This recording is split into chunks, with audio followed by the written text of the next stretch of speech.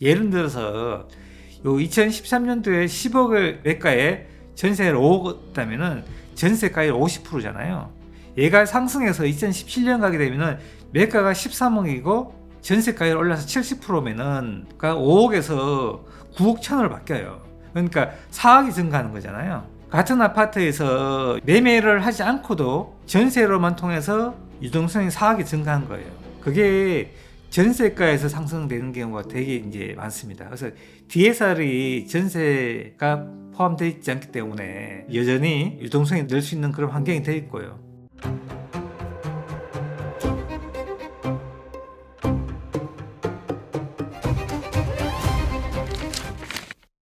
안녕하세요. 부동산 프로파일러 김준영입니다. 이번 시간에는 다가오는 DSR 3단계 그거하고 시장 예측을 상고하저 예측을 많이 하잖아요. 그래서 그 유동성 관련돼서 한번 이야기해 볼까 합니다. 그 유동성 관련해서 이야기하는 것 중에서 우리가 너무 광범위하게 이야기가 하나 있는데요. 그게 뭐냐면 M2의 증가예요. 그게 직접적으로 부동산 시장에 들어오려면은 어떤 경로를 통해 들어야 되는데 그거는 우리가 정확히 알 수 없잖아요. 그래서 그거보단 현실적으로 맞는 것은 주택담보대출의 증가잖아요. 그거는 우리가 실제적으로 대출이 증가해서 가격이 올랐는지 아니면은 가격이 올라서 대출이 증가했는지 이게 구분하기 상당히 힘들거든요. 그래서 제가 판단하기에는 가격이 올라서 대출을 늘렸다고 저는 보고 있습니다. 그래서 이게 이 통계 자체도 후행하는 통계이기 때문에 그 통계를 보면 시장이 일단 다 반영되어 있는 거거든요. 그래서 제가 판단해 볼 때는 가격이 상승을 하니까 대출을 내서 매수해서 가격이 올라가는 경우가 대부분이다. 좀 그렇게 좀 판단하고 있고요. 거래하고 비슷하죠. 거래가 늘어서 가격이 상승했는지 상승해서 거래 늘었는지 이게 참 구분하기 힘들잖아요.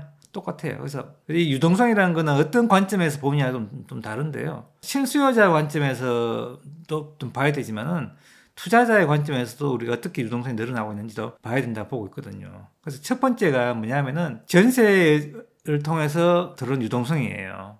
그래서 전세 상승이 먼저 시작되게 되면은 그 유동성이 실수요자한테로 가서요. 실수요자분들이 매도를 통해서 또 상급지로 이동하고요. 상급지를 매도하신 분들이 다시 더 큰 상급지로 가거나 이렇게 해가 유동성 늘어나거든요. 그게 전세가에서 상승되는 경우가 되게 이제 많습니다. 그래서 DSR이 전세가 포함되어 있지 않기 때문에 여전히 유동성이 늘 수 있는 그런 환경이 되어 있고요.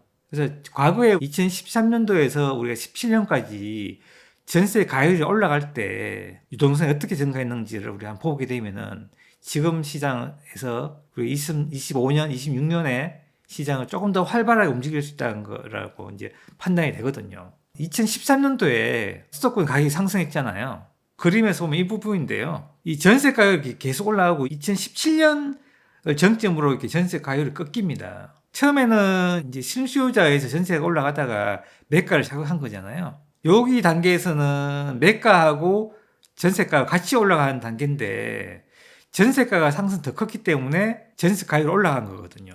예를 들어서 요 2013년도에 10억을 매가에 전세를 5억을 했다면은 전세가율 50%잖아요.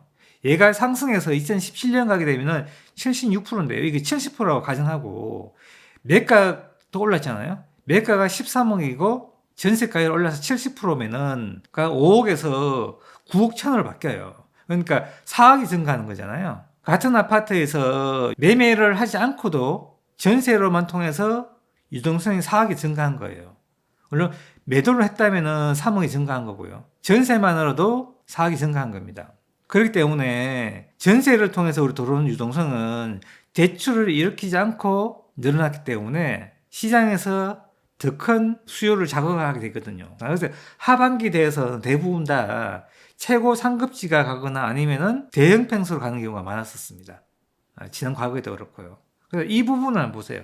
지금 2022년도에 가격이 떨어졌어요. 지금 전세 가격이 다시 오르고 있고 이 부분에서 역전세가 많이 났습니다. 그래서 역전세에서 우리가 많은 유동성이 줄어들었어요. 그게 지금 24년, 5년 들어서 다시 우리 역전세가 해소되면서 전세 가격이 상승하면서 다시 나오고 있거든요. 그 유동성이 25년부터 본격적으로 투자자한테 들어가거나 아니면은 전세를 통해서 우리가 매매로 연결해서 매매를 통해서 매도 통해서 나오는 경우 있고요. 지금처럼 거래가 늘면서 그 거래를 통해서 유동성을 확보한 분들이 늘어나기 시작합니다. 그러면서 지금 이 앞에 25년과 26년에 유동성이 굉장히 크게 늘어날 가능성이 많거든요.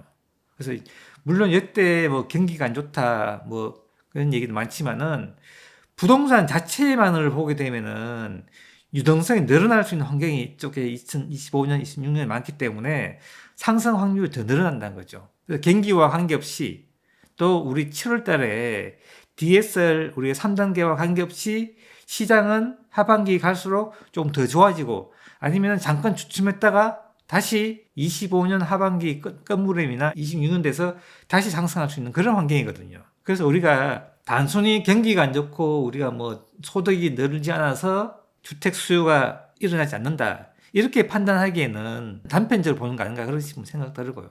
전체적인 우리가 시장에서 움직이는 사람들의 거래를 통해서 전세하고 매매를 통해서 움직이는 양을 구조적으로 보게 되면은 유동성이 증가해 가는 구조거든요.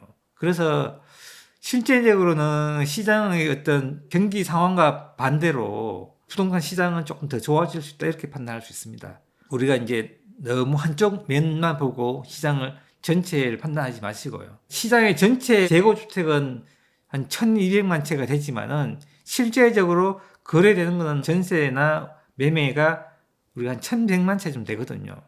그분들이 움직임을 통해서 만들어내는 유동성이 실제적인 유동성이거든요.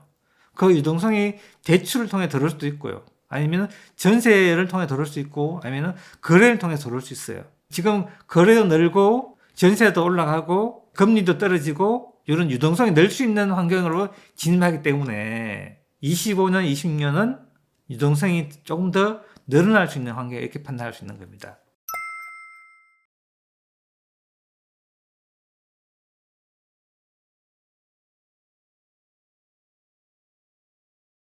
오늘은 좀 짧게 경기도의 어떤 거래량과 전세 가율을 통해서 유동성이 앞으로 어떻게 늘어날 건지에 대해서 한번 이야기해 봤습니다. 여기서 마치도록 하겠습니다. 감사합니다.